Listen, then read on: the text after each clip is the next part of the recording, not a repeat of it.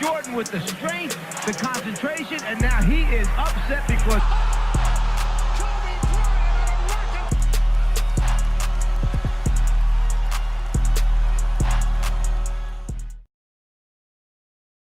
scoring is probably the biggest element in our time of basketball. Back in the day, teams were putting up like 70 to 80 points a game versus now where the average team is putting up 100 to about 120 points a game.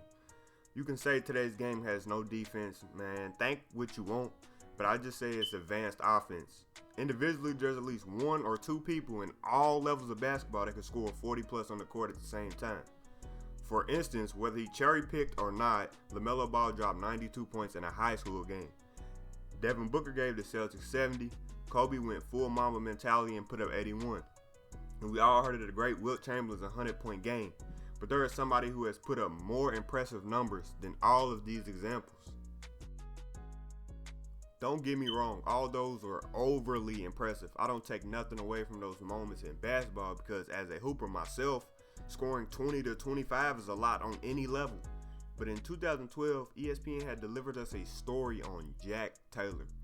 Jack was a point guard at Grinnell College, a D3 school in Iowa. Grinnell was really a low-key school. You probably never heard of it till now. So how did he just manage to make it on ESPN? On November 20th, 2012, Jack scored 138 points in a 179 to 104 win over Faith Baptist College. How was he able to do this? Like I mentioned earlier, you never even heard of the thought of Grinnell College. At the same time, they led all three levels of college basketball in scoring. This is how Jack was able to put up them numbers. They put up 126.2 points per game and shot as many threes as possible while playing little defense to speed up the game. The detailed stats of this game is crazy. Jack played 36 of 40 minutes. He shot 52 for 108 from the field, 27 for 71 from the three, and 7 from 10 from the free throw line. At the end of the first half, he had 58 points and scored 80 in the second half. We can honestly say Jack Taylor is a bucket, but this is what the Grinnell system produced. Jack had many more impressive scoring outbursts. He had a 71-point game. The very next game, he dropped 109 in which he supposedly scored 53 points in the first 9 minutes of the second half. To cap it off, he finished his senior year with a 53-point game while leading the nation in scoring with 28.8 points per game. A professional scorer he was. After graduating Grinnell College, Jack decided to sign with Score's First Sports Management Agency.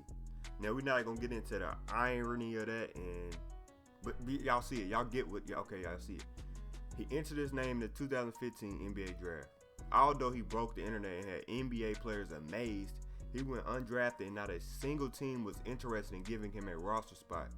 Just a year later, Jack stated that he no longer wanted to watch or play the game of basketball at all. He wanted nothing to do with a game he really dominated.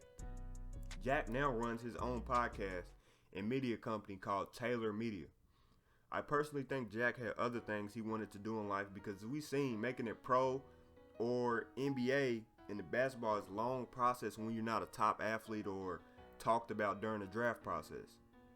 Shortly after, he also had a kid, so I mean that is, father's first, hooper second. With all due respect, Jack left the game of basketball a legend in his own lane, a terrific scorer. Now personally, as good as he is, I don't think he should have quit the game of basketball. I think he should have stayed at it. Somebody would have, maybe not the NBA, but somebody would have picked him up overseas. They're always looking to give people opportunities.